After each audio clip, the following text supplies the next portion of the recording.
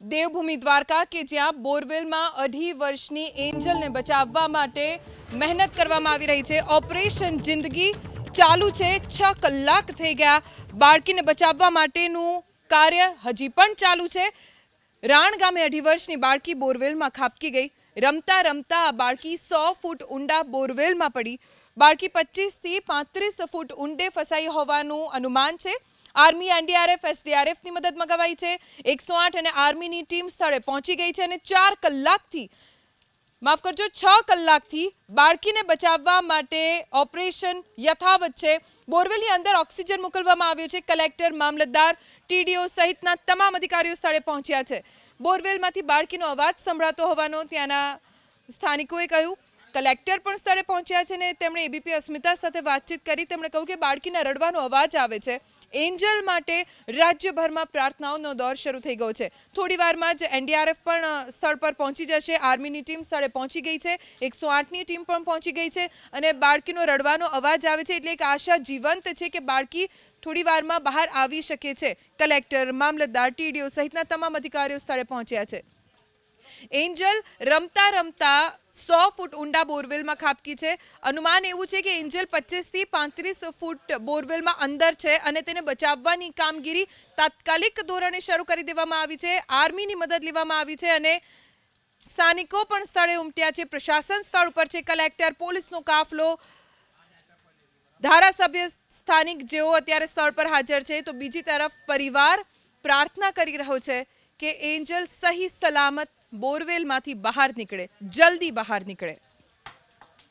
Treatment ચાલુ હતી એના પછી અત્યારે નવું એ છે કે એની અંદર કેમેરો નાખવામાં આવ્યો છે અને કેમેરો નાખીને એની પોઝિશન દેવામાં આવે છે અને અત્યારે જે ટીમ આવે છે એનડીઆરએફ ટીમ આવે છે અને ટેકનિકલ માણસો બધા આવે છે અને અત્યારે શક્ય બધા પ્રયત્ન ચાલુ છે અને અમારી બધાની પ્રાર્થના છે દ્વારકાધીશને કે આ દીકરી સાજીને બહાર નીકળે।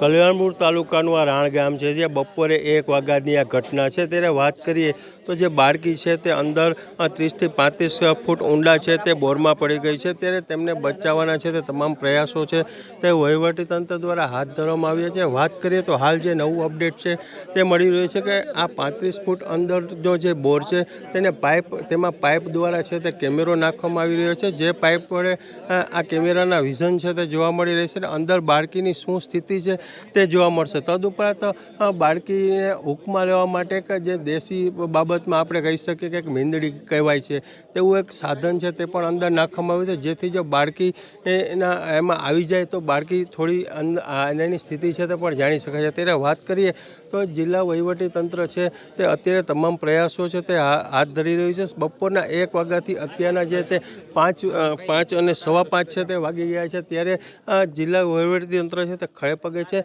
અને જે બાળકીને કાઢવા માટેના છે તે તમામ પ્રયાસો છે તે હાથ ધરવામાં આવી રહ્યા છે। એબીપી અસ્મિતા, રાજુ રૂપારેલિયા, દ્વારકા। તો એન્જલ માટે સૌ કોઈ પ્રાર્થના કરી રહ્યા છે કે સહી સલામત બહાર નીકળે, કેમ કે જેમ જેમ અંધારું થશે તેમ તેમ રેસ્ક્યુ ઓપરેશનમાં પણ મુશ્કેલીનો સામનો કરવો પડી શકે છે। સતત જહેમત ઉઠાવવામાં આવી રહી છે કે ગમે તે રીતે બાળકીને બહાર કાઢીએ। બાળકી 25 થી 35 ફૂટ ઊંડે ફસાઈ હોવાનું અનુમાન છે। પ્રાથમિકતા એ હતી કે સૌથી પહેલાં તો બોરવેલની અંદર ઓક્સિજન મોકલવામાં આવે જેથી કરીને એન્જલને શ્વાસ લેવામાં તકલીફ ન પડે અને પછી તાત્કાલિક ધોરણે રેસ્ક્યુ ઓપરેશન શરૂ કરવામાં આવ્યું। એક રાહતના સમાચાર અને ખૂબ જ મોટા રાહતના સમાચાર એ કહી શકાય કે 25 થી 35 ફૂટ ઊંડે આ બાળકીનો અવાજ સંભળાઈ રહ્યો છે। બાળકી રડી રહી છે, તેનો અવાજ સંભળાઈ રહ્યો છે। ખૂબ જ મોટા સમાચાર કહેવાય। ધારાસભ્ય પબુભા માણેક પણ સ્થળ ઉપર હાજર છે। સ્થાનિક પ્રશાસન પણ સ્થળે હાજર છે અને રેસ્ક્યુ ઓપરેશન ચાલુ છે। આ ઘટના છે કલ્યાણપુર તાલુકાનું રાણ ગામ છે। ત્યારે વહીવટીતંત્ર સાબદું થયું છે ને આ દીકરી બચી જાય વહેલી તકે તેવા તમામ પ્રયાસો છે તે કરવામાં આવી રહ્યા છે। ત્યારે જિલ્લા પોલીસ વડા અને કલેક્ટરશ્રીઓ પણ અહીંયા પડાવ નાખ્યો છે। ત્યારે આપણે કલેક્ટરશ્રી પાસેથી જાણશું, સાહેબ શું વિગત છે, કેવા પ્રયાસો કરવામાં આવી રહ્યા છે? આપણે આજે બાળકી અંદાજે 30 ફૂટ નીચે બોરમાં ફસાઈ ગઈ છે। બોરની ઊંડાઈ તો વધારે છે પણ જે અમારી પાસે શરૂઆતના ફોટોગ્રાફથી ચિત્રો આવ્યા મુજબ વચ્ચે છે। અત્યારે એમને આપણે ઓક્સિજન આપી રહ્યા છીએ। થોડો સમય સુધી બાળકીનો અવાજ પણ સાંભળવામાં આવતો હતો બહુ કલાકો થયા નથી. આશા રાખીએ કે એ સલામત હોય. આપણી એનડીઆરએફની ટીમ રવાના થઈ ગઈ છે. જામનગરથી આર્મીની ટીમને પણ આપણે બોલાવી છે, જે લગભગ એકાદ કલાકમાં આવી જશે. અને એની પૂર્વ તૈયારી રૂપે એમને કંઈ સાધન સામગ્રી કે જોઈએ તો એ સાધન સામગ્રી પણ આપણે ભેગી કરીને રાખી છે, જેથી એમને તાત્કાલિક જે કંઈ જેસીબી કે બોરિંગ મશીન કે બીજું કંઈ જનરેટર સેટ કે જે જોઈએ એ બધું સ્ટેન્ડ ટુ કરીને આપણે બેઠા છીએ. મેડિકલ ટીમ પણ સ્ટેન્ડ ટુ છે. હવે જે આની એક્સપર્ટ ટીમ આવે અને આપણને માર્ગદર્શન આપે એ રીતે આગળનું રેસ્ક્યુનું અમદાવાદના પૂર્વ chief fire officer Rajeshbhai Bhatt અત્યારે આપણી સાથે જોડાઈ ગયા છે. રાજેશભાઈ, કેમ કે આવી ઘટનાઓમાં આપ સાક્ષી બન્યા છો કે કેવી રીતે રેસ્ક્યુ ઓપરેશન થતું હોય છે. 100 ફૂટ ઊંડો બોરવેલ છે, એમાં 25 થી 35 ફૂટમાં એક દીકરી ફસાઈ ગઈ છે. હવે બચાવવા માટે કેવી કાર્યવાહી થતી હોય છે, રેસ્ક્યુ ઓપરેશન કેવી રીતે ચાલતું હોય છે? જી, આ એક બહુ કપરી કામગીરી હોય છે, વિકટ કામગીરી હોય છે. બોરવેલની અંદર જ્યારે નાનું બાળક ફસાયું હોય તો એની શારીરિક અને માનસિક હાલત બહુ અગત્યનો ભાગ ભજવે છે. આ સમગ્ર પરિસ્થિતિ વચ્ચે એ બાળક કયા લેવલ ઉપર છે, કઈ પરિસ્થિતિમાં છે, એની શરીરની રચના મુજબ બાળક ઊંધું અંદર પડેલું છે, સીધું છે, એનું લોહીનું ભ્રમણ કેવું હશે, આ તમામ હકીકતો વચ્ચે જ્યારે રેસ્ક્યુ ઓપરેશન કરવાનું થાય ત્યારે એ જગ્યાનો સોઇલ ટેસ્ટ, જમીનનો ટેસ્ટ કે જમીન કડક છે, પોચી છે, ધસી પડે તેવી છે, અંદરથી પાણીનો આવરો છે કે કેમ, આવી તમામ પ્રાથમિક મહત્વની માહિતી લઈ અને રેસ્ક્યુ ઓપરેશન શરૂ કરવાનું હોય છે. જે આપના માધ્યમથી જે માહિતી મળે છે એ મુજબ બાળકી સુધી લિસનિંગ ડિવાઇસ મારફતે, સર્ચ કેમેરા મારફતે પહોંચવાની કાર્યવાહી કરવામાં આવી રહી છે. એનડીઆરએફની ટીમને પણ બોલાવવામાં આવી છે. મિલિટરીની એક રેજિમેન્ટને પણ સ્ટેન્ડ બાય કરીને ત્યાં આગળ રવાના કરવામાં આવેલી છે. આ તમામ હકીકત વચ્ચે બીજું મહત્વનું ઓપરેશન શરૂ થાય તે પહેલા બાળકી અંદર વધુ ઉતરી ના જાય એની સાથે કોન્ટેક્ટ રહે, સંપર્ક રહે, એની માતા પિતાનો અવાજ જો શક્ય હોય તો એને પહોંચાડવામાં આવે અને એ બાળકને લાઈવ રાખવા માટેના પ્રયત્નો કેવી રીતે કાઢી શકાય, નીચેથી કેવી રીતે સીલ કરી શકાય કે બાળક વધારે ને વધારે અંદર ઉતરતું ના જાય. ફર્સ્ટ એડ ટ્રીટમેન્ટના ભાગરૂપે એને ઓક્સિજન આપણે સિવાય અત્યારે બીજું કશું જ આપી શકાય તેવી કોઈ પરિસ્થિતિ નથી. આ તમામ હકીકતો વચ્ચે જ્યારે રેસ્ક્યુ ઓપરેશન કરવામાં આવે છે એ બહુ જલ્દી સફળતાપૂર્વક પાર પડે એવી આપણે શુભેચ્છા જ રાખવી રહી. જી રાજેશભાઈ, આભાર એબીપી અસ્મિતા સાથે વાત કરવા માટે. થોડી જ વારમાં એનડીઆરએફની ટીમ પણ સ્થળ ઉપર પહોંચવાની છે. આર્મીની ટીમ સ્થળે પહોંચી ગઈ છે અને મિશન એન્જલ આર્મીની ટીમે શરૂ કરી દીધું છે. સૌ કોઈની બસ એ જ આશા છે કે બને એટલી જલ્દી એન્જલ બહાર આવી જાય. આધુનિક ઉપકરણો સાથે આર્મીની ટીમ પહોંચી છે અને હવે આધુનિક ઉપકરણોની મદદથી મિશન એન્જલ શરૂ થઈ ગયું છે. 25 થી 35 ફૂટ ઊંડે એન્જલ છે અને હમણાં જેવી રીતે રાજેશભાઈએ વિગતો આપી કે એ ખૂબ જ ધ્યાન રાખવું પડશે કેમ કે 100 ફૂટ ઊંડો બોરવેલ છે, 25 થી 35 ફૂટની ઊંડાઈ ઉપર એન્જલ છે, એ વધારે અંદર ગરક ન થઈ જાય. એનડીઆરએફની ટીમ પણ થોડી વારમાં પહોંચવાની છે. આધુનિક ઉપકરણો સાથે પહોંચેલી આર્મીની ટીમે ઓપરેશન યુદ્ધના ધોરણે શરૂ કરી દીધું છે. સ્થાનિક પ્રશાસન ત્યાં હાજર છે અને પ્રાર્થના એ જ છે કે એન્જલ જલ્દી બહાર આવે. ઘણી બધી વાતોનું ધ્યાન રાખવાનું હોય છે. તે બાળકી સીધી ગરક થઈ છે કે પછી માથું પહેલાં અને પગ ઉપરની સાઈડ છે. મિશન એન્જલને લઈને મોટા સમાચાર અત્યારે પ્રાપ્ત થઈ રહ્યા છે. મિશન એન્જલને લઈને સૌથી મોટા સમાચાર અત્યારે એન્જલના રડવાનો અવાજ સંભળાઈ રહ્યો છે. જ્યાં સ્થાનિક પ્રશાસન હાજર છે તેણે જાણકારી આપી છે કે એન્જલનો અવાજ સંભળાઈ રહ્યો છે, તે રડી રહી છે, તેના માતા પિતા પણ ત્યાં હાજર છે અને રેસ્ક્યુ ઓપરેશન મહત્વના તબક્કામાં પહોંચ્યું છે. રેસ્ક્યુ ઓપરેશન મહત્વના તબક્કામાં હાલ પહોંચ્યું છે. મિશન એન્જલને લઈને મોટા સમાચાર અત્યારે પ્રાપ્ત થઈ રહ્યા છે. બાળકી દોરડાના હુકમાં ફસાઈ છે. બની શકે કે બસ ગણતરીની મિનિટો અને આપણને કોઈ સારા સમાચાર મળે કેમ કે જે હુક બોરવેલની અંદર નાખવામાં આવ્યું છે એ હુકમાં બાળકી ફસાઈ છે અને હવે એ હુકની મદદથી તેને ઉપર ખેંચવાનો પ્રયત્ન કરવામાં આવશે. એવી રીતે એને બહાર કાઢવામાં આવશે કે જેથી કરીને એન્જલને કોઈ પણ પ્રકારની ઈજા ન પહોંચે. 108ની ટીમ પણ એકદમ સ્ટેન્ડ બાય પર છે. 108ની ટીમ જેવી એન્જલ બહાર આવશે એટલે પહેલા તો પ્રાથમિક સારવાર આપશે. ગમે તે સમયે હવે એન્જલ બોરવેલમાંથી બહાર આવી શકે છે. તો આ સૌથી મોટા સમાચાર મિશન એન્જલને લઈને પ્રાપ્ત થઈ રહ્યા છે.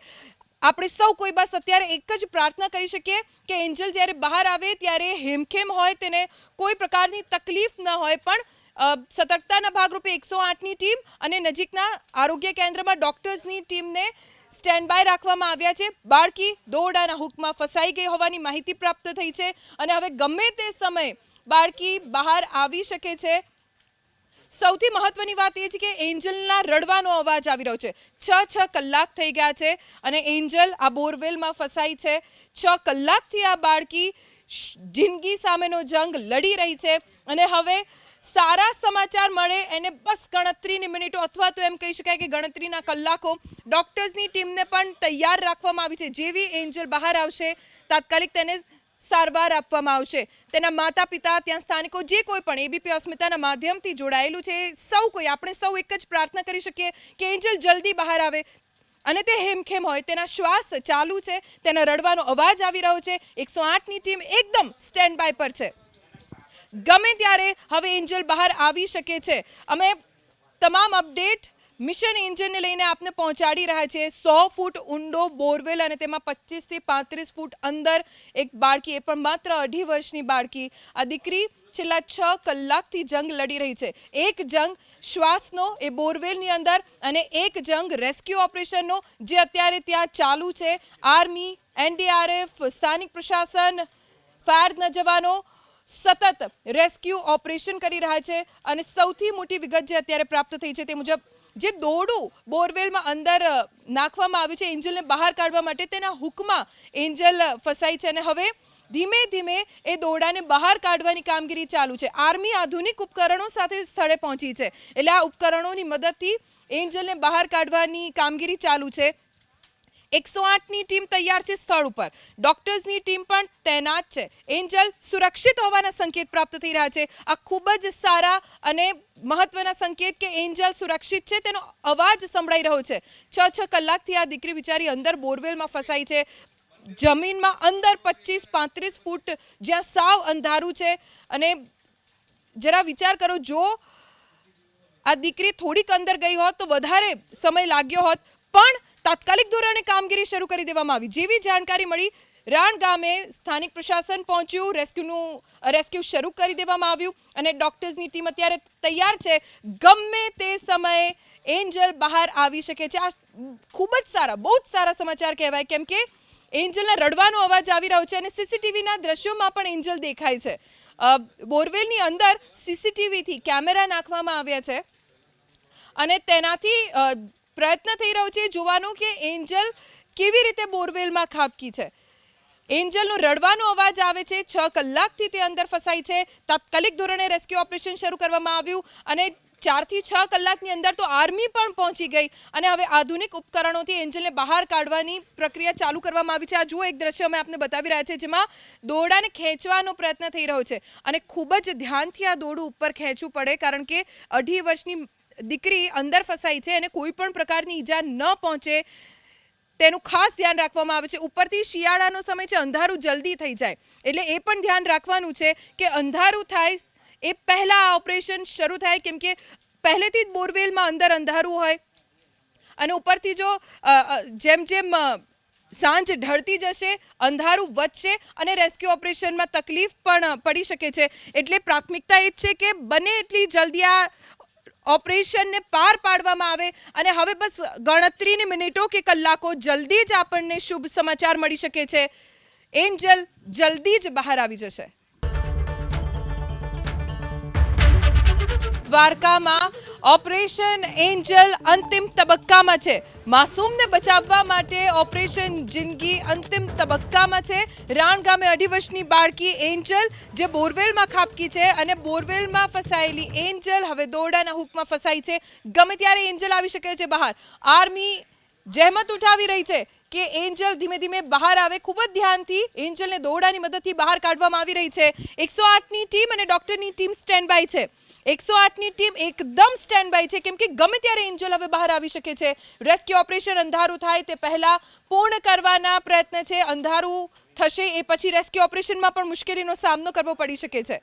ઓપરેશન એન્જલ હવે અંતિમ તબક્કામાં છે અને ધીમે ધીમે દોરડાની મદદથી એન્જલ ઉપર આવી રહી છે. બોરવેલમાં ફસાયેલ એન્જલ દોરડાના હૂકમાં ફસાઈ છે. ગણતરીની મિનિટો અને એન્જલ બહાર હશે. 10 ફૂટનું જ અંતર બાકી છે એન્જલને બહાર નીકળવા માટે.